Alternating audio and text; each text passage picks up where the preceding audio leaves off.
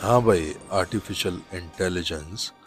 अगर तुम इतने ही इंटेलिजेंट हो तो बताओ कि अगर तुम इब्लीस होते तो आज के मसीहों को किस तरह और कैसे गुमराह करते कि उन्हें एहसास भी ना होता कि वो गुमराह हो चुके हैं। अगर मैं इब्लीस होता और मेरी ख्वाहिश होती कि आखिरी ज़माने के मसीहों को इस बात का एहसास दिलवाए बगैर ही खुदा से दूर कर दूं, तो मैं बराह रास्त खुदा की मुखालफत ना करता, क्योंकि इस तरह वो मेरी चाल समझ सकते थे।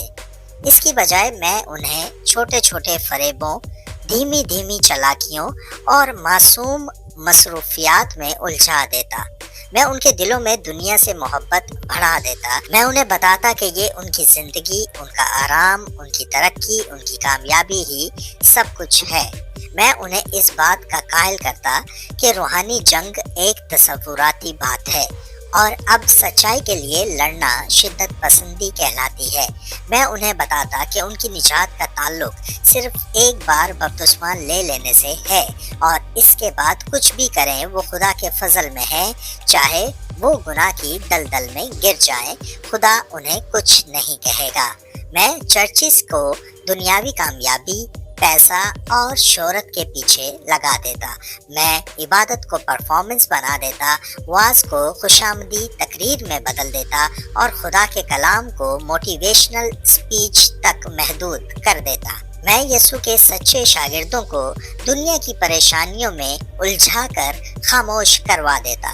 अगर कोई ईमानदार खुशखबरी सुनाने निकलता तो मैं उसे इंतहा पसंद कहलवाता, उसके अपने घर वाले ही उसके खिलाफ करवा देता।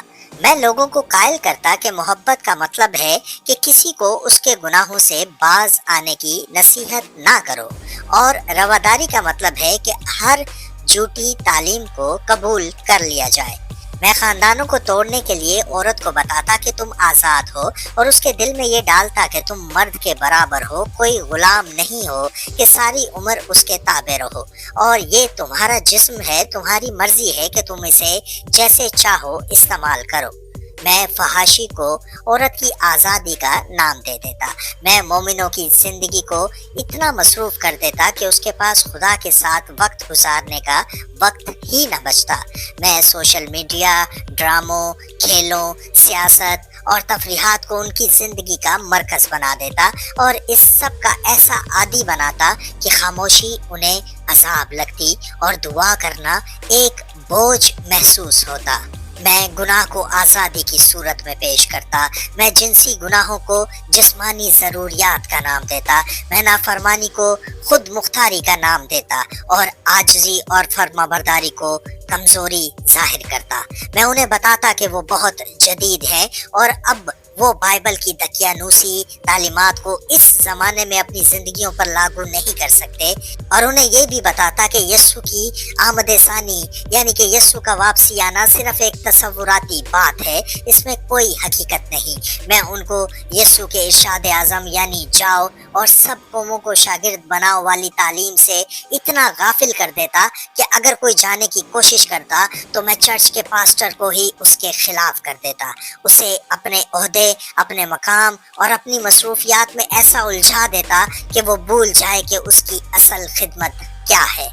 मैं कलीसिया को चार दीवारी के अंदर कैद कर देता और खादमीन को सिर्फ स्टेज तक महदूद कर देता। मैं दुआओं को सिर्फ अपनी ज़रूरियात की लंबी लंबी फहरिस्त बना देता और सलीब उठाने की बात को गैर अमली काम बनाकर पेश करता और सबसे बढ़कर मैं ये यकीनी बनाता कि वो कभी ये ना समझ पाए कि उनके साथ क्या हो रहा है, क्योंकि मेरे लिए सबसे बड़ी चाल ये ना होती कि लोग खुदा का इनकार कर दें, बल्कि ये होती कि वो खुदा को भूल जाएं और यीशु की कुर्बानी को सिर्फ एक तारीख का वाक़या समझकर अपनी रोज़मर्रा की ज़िंदगी पर, अपनी पर्सनल लाइफ पर, अपने घरानों पर लागू ना करें, बल्कि उसको अपनी ज़िंदगियों से बेदखल कर दें। इस तरह मैं मसीहों को ऐसे गुमराह कर देता कि उन्हें पता भी ना चलता कि वो गुमराह हो चुके हैं।